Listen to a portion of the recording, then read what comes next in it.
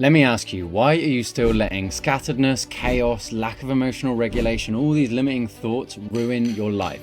Well, you're stuck in a cycle of overwhelm, procrastination, and chasing tasks that don't even matter. Here's the truth. Chaos isn't just a part of life, it's a pattern. And today I'm gonna help you break it by understanding where you have the root skill gaps and how to grow from there. In this training, we're diving deep into the root causes of chaos, what's actually keeping you stuck, and breaking it down into a simple framework so that you can reclaim your focus and freedom. So before we jump in, if you're ready to say goodbye to burnout and finally take control and learn where you need to fill the gaps within your skill set, hit that like button and subscribe for more strategies to crush self-sabotage and build a business that works with you, not against you. So if you don't know who I am, I'm Luke Anning. I have a top 2% podcast called the Happy Positive Energy Game, and I help entrepreneurs end self-sabotage and get out of their own way. So this is an internal client training. It's one of the first client trainings that we do as part of How to Work, which is one of my systems within neuroproductivity. So with that said, let's get into it.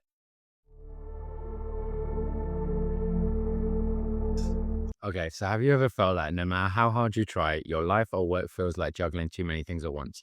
Today, we're going to uncover the root causes of chaos and break them down into clear categories and take the first step towards reclaim, calm, and control. What I need you to realize is chaos isn't permanent. It's a pattern. It's a one we can change by understanding how it works and where it comes from. Now, the emotional and logical benefits of breaking chaos: emotionally, relief from overwhelm and decision fatigue. You're going to have confidence in knowing you can create clarity and control. You're going to have empowerment through self-awareness and intentional action. But the logical benefits here are better time management and productivity, a clear mind to focus on what matters most, and easier decision-making and less wasted energy. What is chaos? Chaos represents a key root cause of disorganization and overwhelm. C is cognitive overload. Your brain is juggling too much information. It is decision fatigue and a sense of overwhelm. If you imagine my head like this, it's having all these unstored information in my head, and my head is eventually just going to explode, right? So you feel paralyzed by having too many choices, making even small decisions feel impossible. You're constantly switching tasks, but nothing seems to get done because your focus is scattered. You start forgetting things or dropping the ball on commitment. The root skill gaps here are prioritization skills. You struggle to determine what truly matters versus what can wait or be delegated, or what can make you the most money. You have no decision-making frameworks, so you have a lack of a system for making decisions quickly and efficiently. You have difficulty sustaining mental energy for complex tasks due to a lack of awareness about peak focus times. The deep-rooted causes of this are fear of making the wrong decision, perfectionism tied to self-worth, unresolved trauma or stress leading to hypervigilance, constant multitasking. You have a lack of clarity about your long-term goals, which creates confusion about what to prioritize. H is habituated patterns. These are automatic, repeated behaviors like procrastination or perfectionism that keeps you stuck, i.e., you keep postponing tasks, telling yourself you'll start when you feel ready, but that moment never comes. You spend too much time perfecting one thing, which delays progress on everything else. You notice yourself repeating the same mistakes and starting strong but losing momentum quickly. Root skill gaps are a lack of self-awareness and an inability to recognize when your automatic behaviors like procrastination or perfectionism are triggered. You have behavioral flexibility, so you have difficulty breaking out of old routines and forming new habits. Emotional regulation, a lack of tools to manage discomfort, which drives the avoidance behaviors. Again, I want to be careful here. Don't label yourself as like, oh, I've got difficulty breaking out of old routines. That's your past self. Your past self. Your new self can break out of them easily, and you're going to fucking align with that. Deep-rooted causes: fear of failure or success leading to self-sabotaging behaviors, stay in a familiar comfort zone, underlying need for control, often masked by perfectionism, and learned patterns from early life, such as associating effort with criticism rather than rewards. So have a think, just one question, that's it. What's one pattern that you have? For example, um, writing tasks down wherever. As soon as something pops up in my head, I used to just put it in on any sort of document, or I would tell myself, oh, I'll do that later. I'll get back to that later. I'll do this later, bro. I just lose integrity in myself. I lose self-trust in myself. I don't have any fucking self-belief because I can't keep to my word. And it's because I had this people-pleasing tactic of saying, I'll get to this later, I'll get to this later, I'll get to this later. And I never did. So yeah.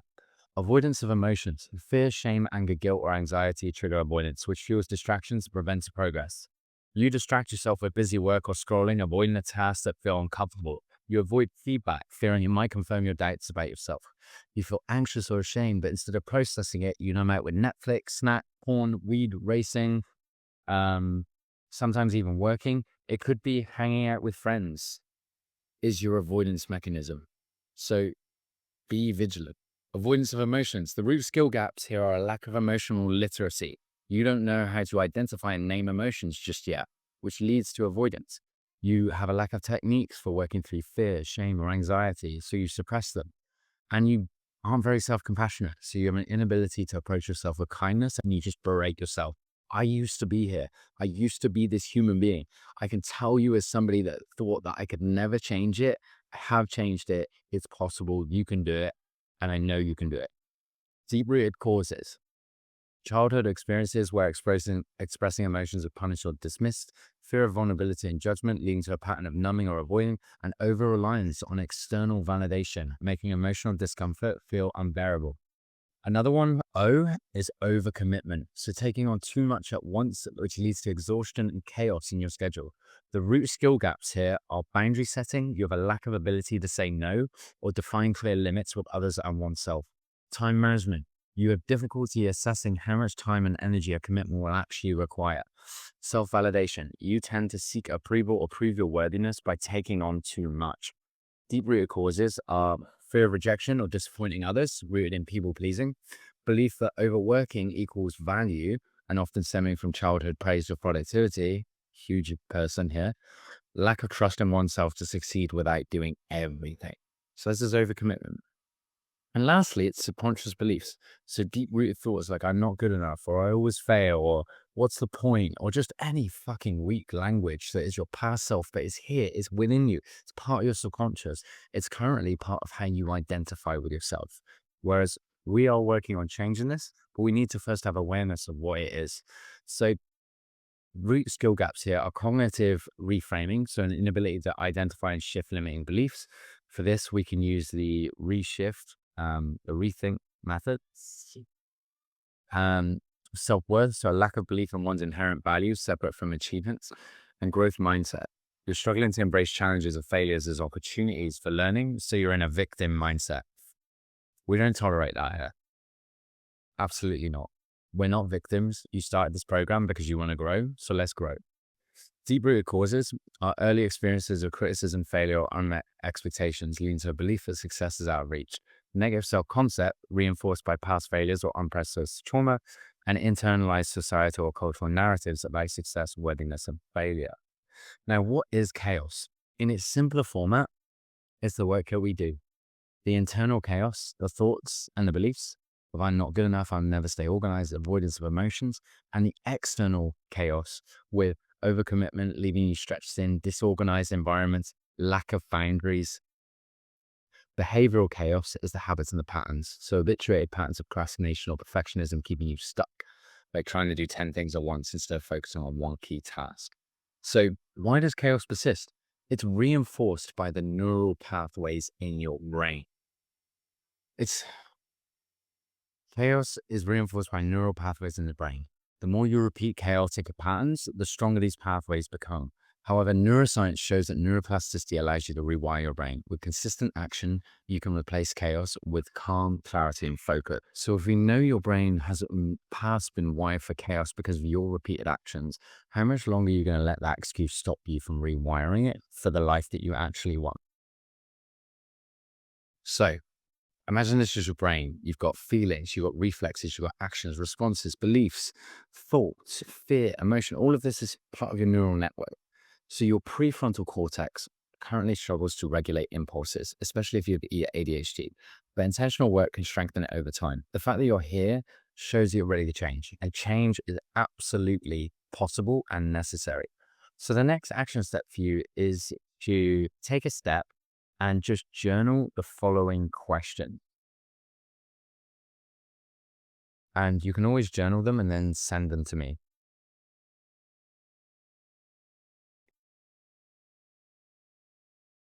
So, internal chaos, what patterns of avoidance, limiting beliefs, or emotional triggers keep you stuck? External chaos, where are you overcommitted? What areas of your schedule or environment feel disorganized? And what habits perpetuate your procrastination or overwhelm? Is it you don't plan? Is it you don't reflect? Is it you beat yourself up? Is it you berate yourself? Again, we're just looking for awareness here, not judgment. It's no wrong, right, bad, or good. We're just reflecting. Then, time, energy, and money beliefs. So what thoughts or stories do you tell yourself about these areas that could be holding you back? Like, oh, I can't change. Oh, what's the point? Apathy, right? And where do you feel blocked or resistant in growing your business? And send these to me. Now, have a think. Chaos might feel normal, but it's not serving you. We're going to break it down into manageable steps, and this will allow you to create the clarity and the momentum you need to thrive. So, with that said, make sure that you work your way through this training, and we'll start getting ourselves into the Power Planner. Again, make sure before you move on, you send these answers to me. You can send a picture of your journal, or you can send a copy of like anything you've written here, whatever suits you best. I give you a bit of autonomy. Again, you have a choice to be here, so make sure that you make your most out of the time here, and you grow into the person that you deserve to be. So get through this as fast as possible, and we will see you in the next training.